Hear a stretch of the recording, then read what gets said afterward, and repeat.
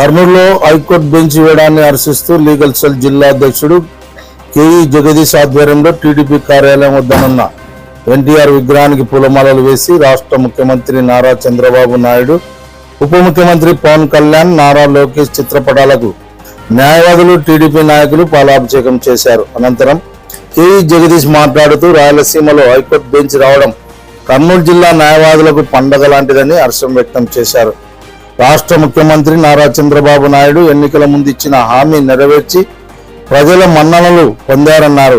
Lokayukta, women rights ప్రభుత్వ కార్యాలయాలు అమరావతికి తిరిగి తరలిస్తున్నారంటూ వైఎస్ఆర్సీపీ నాయకులు దుష్ప్రచారంతో ప్రజలను మరోసారి మోసం చేస్తున్నారని ఆయన ఆగ్రహం వ్యక్తం చేశారు. ప్రభుత్వ కార్యాలయం ఎక్కడికి తరలించకుండా భారీ పరిశ్రమల శాఖ మంత్రులు టీజీ భరత్, నారా లోకేష్ తో మాట్లాడి కర్నూలు ప్రాంతంలోనే ఉంటాయని తెలిపారు. అనంతరం బార్ అసోసియేషన్ జిల్లా అధ్యక్షుడు బి కృష్ణమూర్తి, న్యాయవాదులు మాట్లాడారు.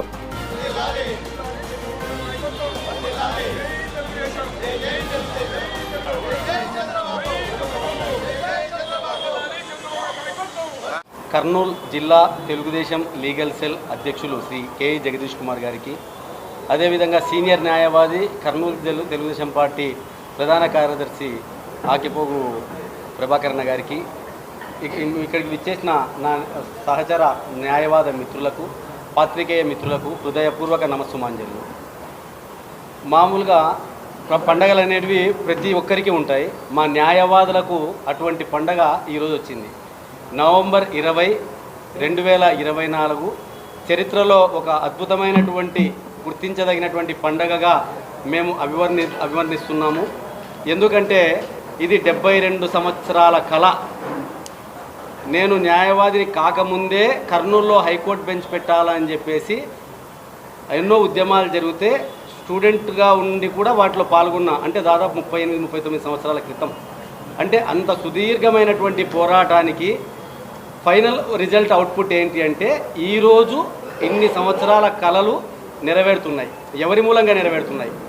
తెలుగుదేశం పార్టీ అధ్యక్షులు నారా చంద్రబాబు నాయుడు గారు యువగలం పాదయాత్రలో అడుగడుగునా ఆయనను అడ్డుకొని ఇబ్బంది పెట్టాలా, కర్నూలుని ఏం చేయాలనుకుంటున్నారు మీరు, కర్నూలుకి ఏమి వేయాలనుకుంటున్నారు మీరు అని ప్రశ్నించిన ప్రతి ఒక్కరి నోళ్లకు తాళాలు వేసే విధంగా సమాధానం ఇచ్చినటువంటి నారా లోకేష్ గారికి, నన్ను ఎమ్మెల్యేగా గెలిపించండి, 1 సంవత్సరం లోపే హైకోర్టుకు సంబంధించినటువంటి స్పష్టమైన ప్రకటన వెలువడుతుంది, హైకోర్టు కర్నూలులో ఏర్పాటు చేయడానికి నా వంతుగా నేను కృషి చేస్తానని చెప్పినటువంటి టీజీ భరత్ గారికి, వీళ్ళ ముగ్గురికి, మరియు ముఖ్యంగా న్యాయశాఖ మాత్రులైనటువంటి ఫరూక్ సార్ గారికి హృదయపూర్వక ధన్యవాదాలు తెలియజేసుకుంటున్నాం. ఎందుకంటే ఈ మా పండుగ మీ నుంచి మాకు రావడం జరిగింది సార్. ఈ న్యాయవాదుల కళ అనేది ఇప్పుడుది కాదు. ఎందుకంటే మీకు అందరికీ తెలుసు, ప్రతి ఒక్కరూ ఎప్పుడూ చెప్తుంటారు రాజధాని ఒక చోట ఉంటే హైకోర్టు ఒక చోట ఉండాలని. పూర్తి హైకోర్టుని మాకు ఇవ్వలేకపోయినప్పటికీ మాకున్న సమాచారం ఏమంటే 33% ఆఫ్ జడ్జెస్ ఇక్కడికి వస్తారు అని. అంటే ఇప్పుడున్న స్ట్రెంత్ మినిమం 30 కింద మేము తీసుకుంటే 10 మంది జడ్జులు కర్నూలుకి రాబోతున్నారు, హైకోర్టు జడ్జెస్. అంటే ఇక్కడ ఉన్న జిల్లా కోర్టులో ఉన్న న్యాయమూర్తుల కన్నా అత్యధిక సంఖ్యలో న్యాయమూర్తులు కర్నూలుకి రాబోతున్నారు. So 2 divisional benches, 6 single judge benches రాబోతున్నాయి. కక్షిదారులకు సత్వర న్యాయం జరిగేదానికి అవకాశం ఉంది. వేల సంఖ్యలో కేసులు పేరుకుపోయి చేయలేకపోతున్నారు అన్న అపోహ నుండి ఇక్కడ న్యాయం జరిగేదానికి హైకోర్టు ఇక్కడికి రావడం వల్ల సత్వర కేసుల పరిష్కారానికే కాకుండా కర్నూలు నగరంలో కూడా చాలా అభివృద్ధి జరిగేదానికి అవకాశం ఉంది. బయట నుంచి మినిమం ఒక 500 నుంచి 1000 మంది న్యాయవాదులు కుటుంబాలతో పాటు ఇక్కడికి తరలి వచ్చే అవకాశం ఉంది. సో అన్ని రకాలుగా కర్నూలు పొటెన్షియల్గా తయారయ్యే అవకాశం ఉంది. ఇటువంటి అవకాశాన్ని కర్నూలుకి ఇచ్చి రాయలసీమలో కర్నూలుని తలమానికంగా మార్చినటువంటి మీ ముగ్గురికి ప్రత్యేకమైన ధన్యవాదాలు తెలియజేసుకుంటున్నాను సార్. Thank you.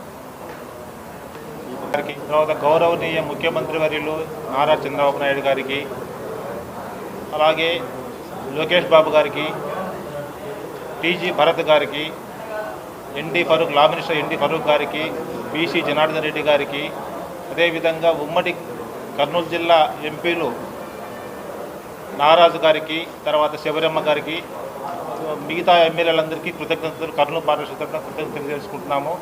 అదేవిధంగా ఈ చంద్రబాబు నాయుడు గారు మేనిఫెస్టోలో, తన ఎన్నికల మేనిఫెస్టోలో, తర్వాత టీజీ భరత్ గారు మేనిఫెస్టోలో చూపించిన ప్రకారంగా వాళ్ళ హామీలని ఈరోజు నెరవేర్చి అనౌన్స్ చేసినందుకు వీళ్ళకందరికీ ధన్యవాదాలు. అదేవిధంగా ఈ హైకోర్టు బెంచ్ ఇక్కడికి రావడము ఓన్లీ కర్నూలు జిల్లా డెవలప్మెంట్ ఒక భాగం మాత్రమే. తర్వాత వచ్చేసి టీజీ భరత్ గారు, ముఖ్యంగా ఆయన గారు ఈ ఇండస్ట్రియల్ మినిస్టర్గా ఉన్నారు, ఫుడ్ ప్రాసెసింగ్ మినిస్టర్గా ఉన్నారు కాబట్టి ఇండస్ట్రియల్ హబ్గా అనౌన్స్ చేయడం వల్ల, తర్వాత ఇంకో విధంగా ఈ కర్నూలు జిల్లాను పూర్తి స్థాయిలో డెవలప్మెంట్ చేయడానికి కార్యదీక్ష పూనుకున్నారు. కాబట్టి వీరందరికీ కర్నూలు జిల్లా పార్టీ తరఫున, తర్వాత ఈ కర్నూలు జిల్లా నగర ఉపాధ్యక్షుడు టీడీపీ ఉపాధ్యక్షుడు